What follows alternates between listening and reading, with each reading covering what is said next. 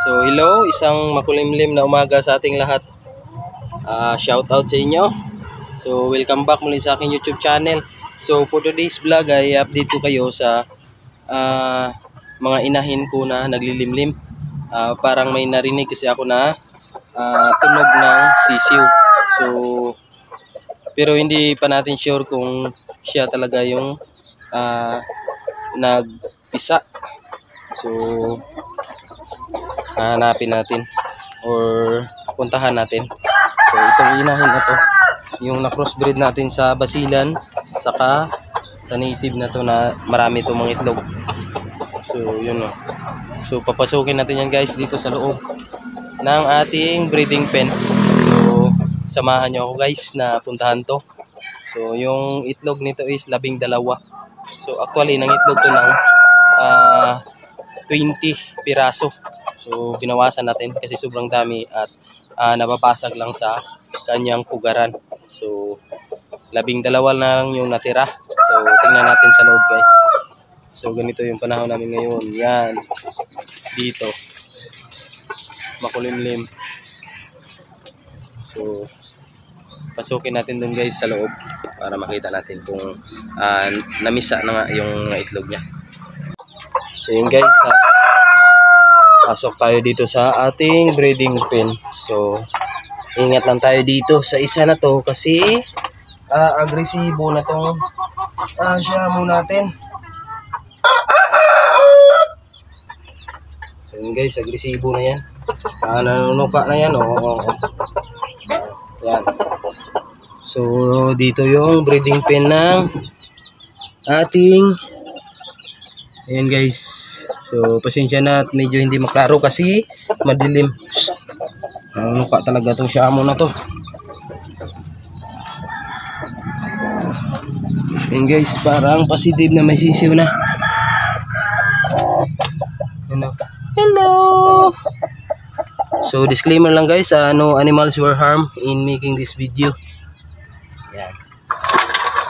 So doon kasi sa kabila, yan ay siyamo natin na naglilimlim rin. So dito is yung ating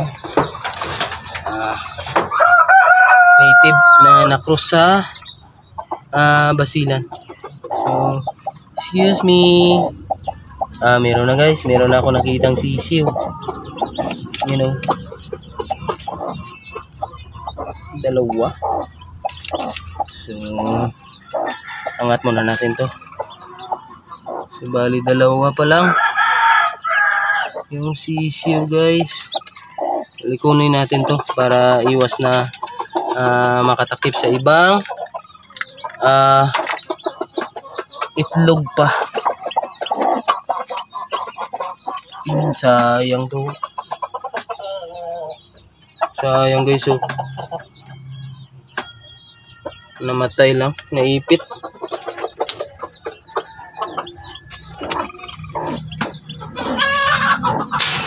Sana mapapisa niya yung iba na to para madagdagan yung sisiw niya. So dalawa pa lang yung napisa. Ito yung isa guys. Yan. Tapos ito. Yan. Ang ganda ng sisiw. Yan. Bali dalawa pa lang guys. Tapos nabasag pa yung isa. Yan. Yan, may bagong sisiw. Guys.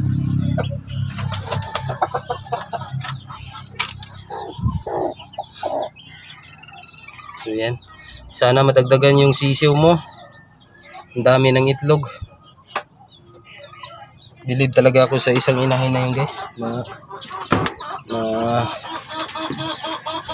Yung darag, yung kulay. Maganda magpapisa. Pero yun wala akong bilib dyan. Kasi first time ko lang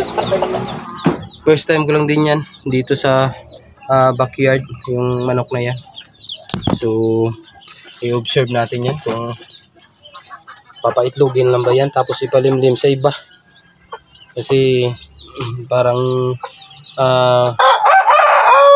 nababasag yung itlog niya. So ito si red natin na agresibo na. Yung ating red. Yan. Malaki na. So yun guys, at nakita nyo na may papisa na naman tayong bago. So tuloy-tuloy yung ating pagpisa ng ating mga inahin dito. Yan yung ating Brahma.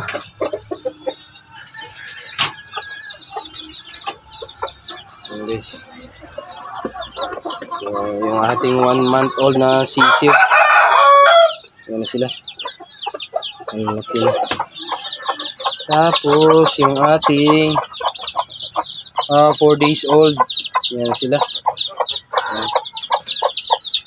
Ito yung bilib ako sa inahin na to na magpapisa ng kanyang mga itlog. So, biro mo yan.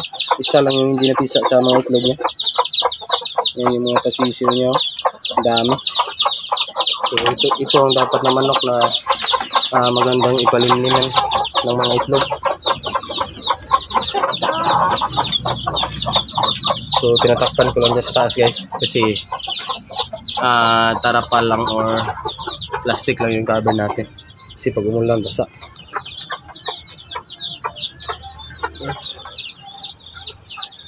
So, i-update ko rin kayo sa mga iba pang naglilimlim. So, meron din dito guys, 3 piraso na itlog ng ating native. Ayan.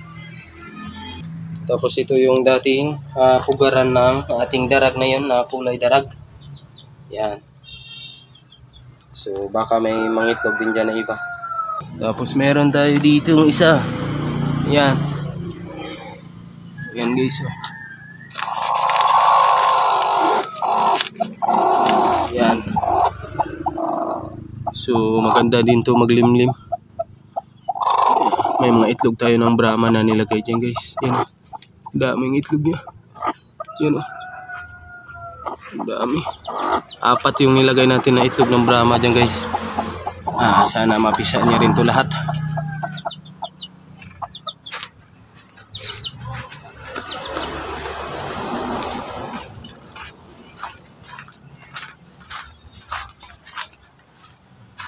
So yan, may mga saging kami dito. Yan yung alaga naming aso. So hindi ko pa nalipat pala guys yung Madre de Agua. Ayan ang kakapal na ng mga dahon. Yan. Pwede na yan mailipat talaga sa lupa. So hahanapan pa natin ng lalagyan kasi yan pwede dito kasi yan lang yung lupa natin. Yan yung may bakod. So lumalaki kasi yan.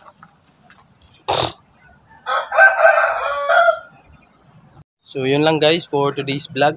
Dito na ako nag-outro sa likod ng ating bahay at saka munting manukan. So makulimlim talaga yung panahon. So pag umulan to, bigay ulit tayo ng for prevention na mga patubig sa ating mga manok. So para maiwasan natin na magkasipon sila. Kasi kahapon masyadong mainit, tapos ngayon iba na naman yung